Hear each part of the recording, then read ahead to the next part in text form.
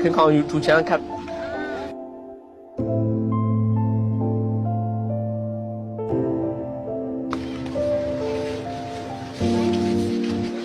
พี่คะ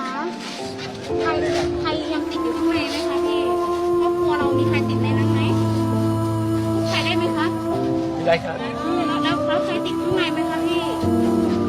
ญาติหรือว่าแฟนหรือว่าน้องหรือว่าอะไรไหมคะพี่น้องชายไหมหรือว่าเมีย ผู้หญิงพี่เมีย เมียใช่ไหม ครับผม อยู่ชั้นไหนคะทำงานอยู่ชั้นไหน ดู